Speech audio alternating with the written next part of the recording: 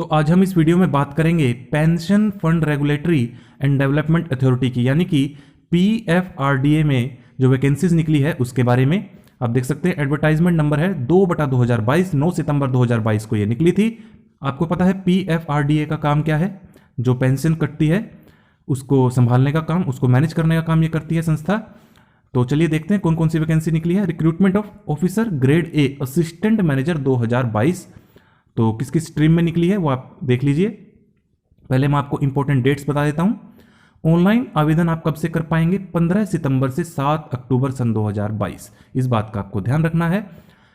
Availability of call letter for phase 1 and phase 2, यानी कि 2 phases में आपके एग्जाम होंगे जो कि ऑनलाइन होंगे, वो आपको बता दिया जाएगा।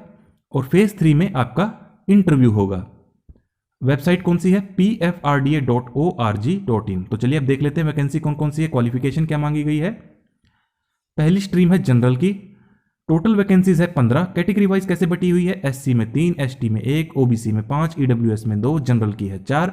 Out of which persons with disabilities कितनी है? 1। अब क्वालिफिकेशन क्या मांगी गई है? जो कि 31 जुलाई सन 2022 को आपके पास होनी चाहिए complete. Masters degree in any discipline, master degree हो किसी भी डिसिप्लिन में। बैचलर्स डिग्री हो किसमें? लॉ में। बैचलर्स डिग्री किसमें हो? इंजीनियरिंग में फ्रॉम रिकॉग्नाइज्ड यूनिवर्सिटी। ये और है साथ में, किस कोई भी एक हो सकती है।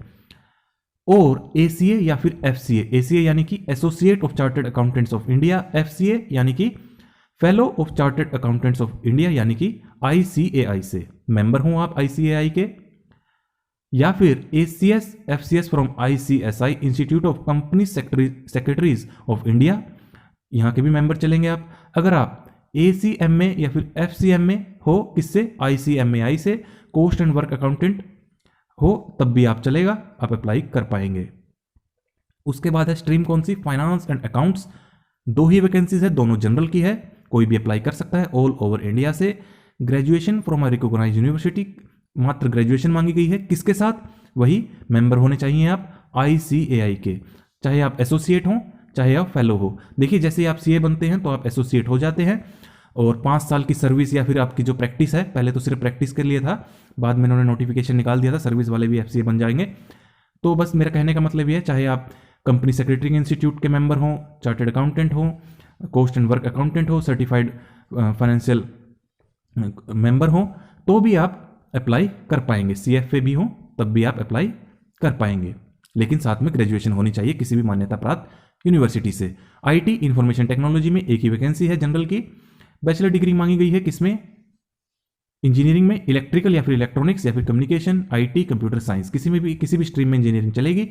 या फिर मास्टर इन कंप्यूटर एप्लीकेशन, या फिर bachelor degree in any discipline with a post graduate qualification, minimum 2 year duration in computer IT। Minimum experience 2 साल का आपका होना चाहिए।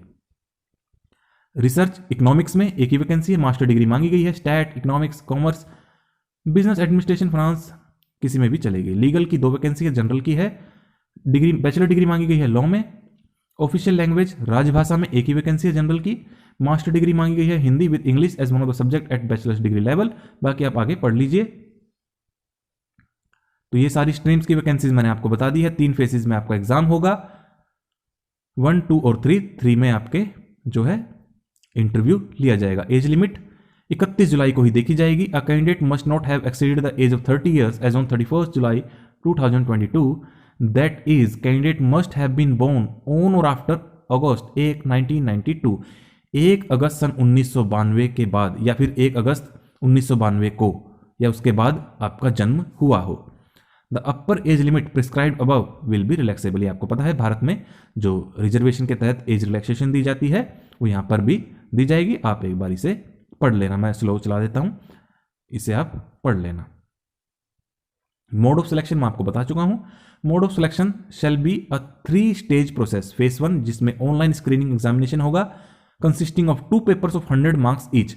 फेज 1 में 2 पेपर होंगे 100 मार्क्स के अलग से। फेज 2 में क्या होगा? Online examination consisting of 2 papers of 100 marks each. Phase 2 में भी 2 पेपर होंगे 100 मार्क्स के। फेज 3 में आपका इंटरव्यू होगा। तो फेज 1 में देख लेते हैं, 2 पेपर इन्होंने कहा है। All stream multiple choice question, तो सभी स्ट्रीम के लिए पेपर 1 सेम है।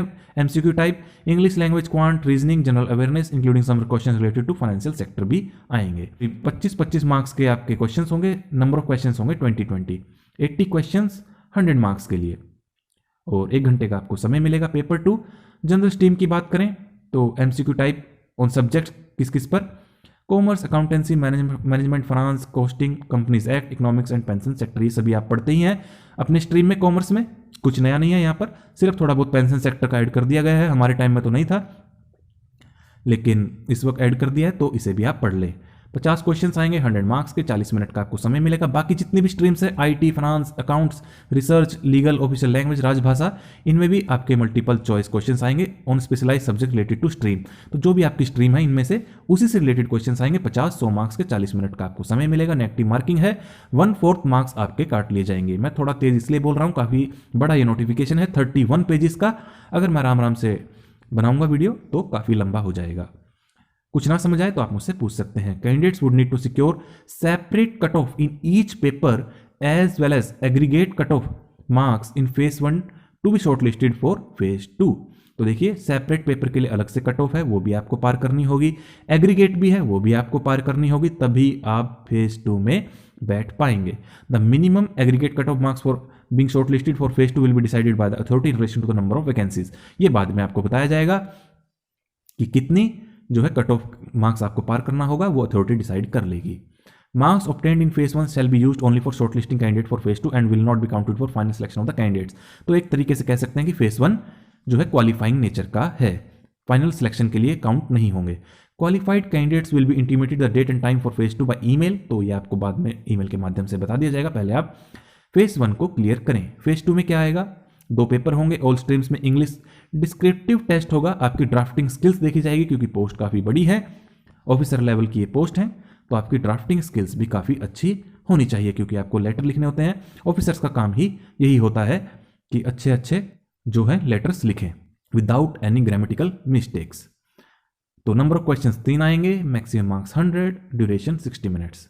बाकी जितनी भी स्ट्रीम्स हैं मल्टीपल क्वेश्चंस आएंगे, आप एक बार देख लेना। तो number of questions 50, maximum marks 100, duration 40 minutes. Candidates shortlisted for phase 2 will be issued new call letter. For candidates who have applied in multiple streams, paper 2 will be counted in various shifts. The timing of which will be intimated in the call letter. Negative marking यहाँ पर भी है, 1/4 marks आपके काट लिए जाएंगे। Candidates would need to secure separate cut off, वही बात, यहाँ पर separate और aggregate cut off भी आपको पार करनी होगी। मिनिमम जो कट ऑफ है वो अथॉरिटी डिसाइड करेगी। Paper 1 will be evaluated only of such candidate who obtain minimum qualifying marks in paper 2. Qualified candidates will be intimated the date and time, वो आपको बाद में बता दिया जाएगा। All question paper will be set bilingual, ये बहुत अच्छी बात है, बाइलिंगुअल आपके सारे क्वेश्चंस होंगे एक्सेप्ट इंग्लिश का सेक्शन, तो आप समझते हैं इंग्लिश का सेक्शन तो इंग्लिश में ही आएगा। Syllabus for the papers in both the phases 1 and 2 available in the annexure to this advertisement. तो सिलेबस डिटेल में आपको यहाँ नीचे दिख जाएगा। फेज 3 इंटरव्यू होगा, पहले आप फेज 1 और फेज 2 को क्लियर करें। कैंडिडेट में opt for interview other in Hindi और इंग्लिश, इस बात का आपको बहुत अच्छा बता दिया यहाँ पर कि जो इंटरव्यू है हिंदी में भी होगा और इंग्लिश में भी। अगर आपको इंग्लिश नहीं आती, अगर आप फ्लुएंट नहीं है, प्रॉब्लम है, तो यहाँ पर इन्होंने ऑप्शन दिया है कैंडिडेट में opt for interview either in Hindi और English.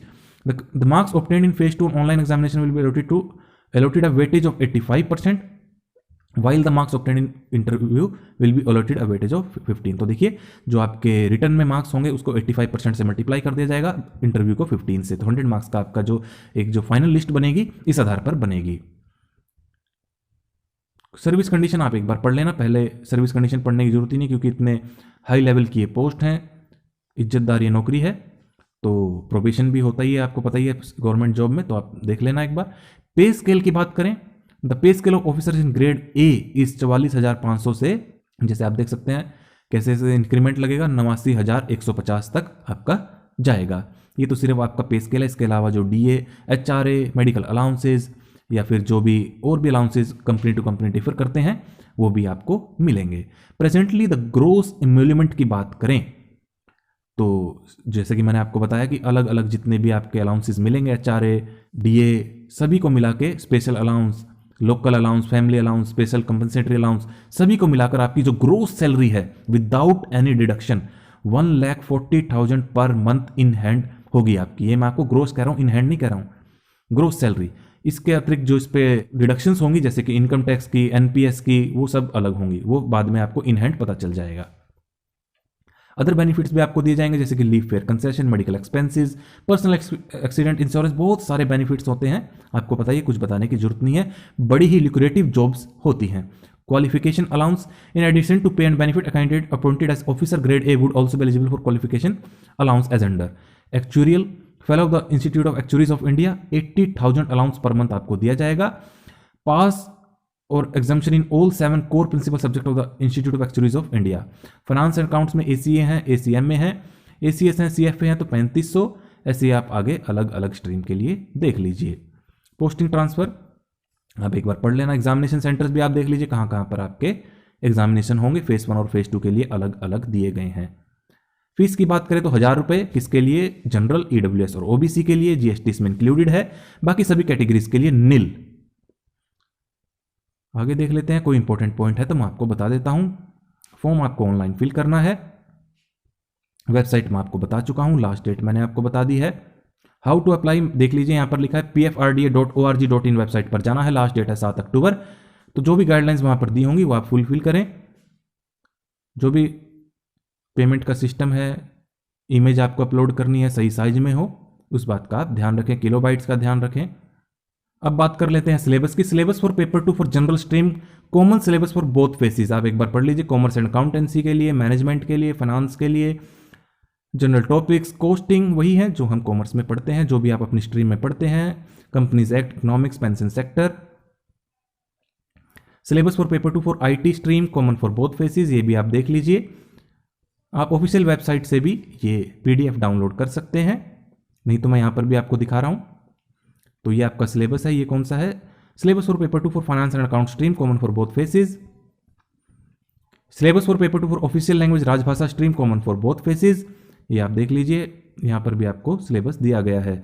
Paper 1 phase 2 English writing skills, the paper on English shall be framed in a manner to assess the writing skills including expression and understanding of the topic including precis writing, essay writing, comprehension. तो precis writing, essay writing, comprehension, ये सब आपसे पूछे जा सकते हैं। तो ये थी वैकेंसीज पेंशन निधि विनियामक एवं विकास प्राधिकरण के द्वारा निकाली गई। काफी सारी वैकेंसीज हैं, अलग अलग क्वालिफिकेशन रखी गई हैं। अगर आप एलिजिबल हैं, इच्छुक हैं तो जरूर अप्लाई करें और इस वीडियो को ज़्यादा से ज़्यादा शेयर करें।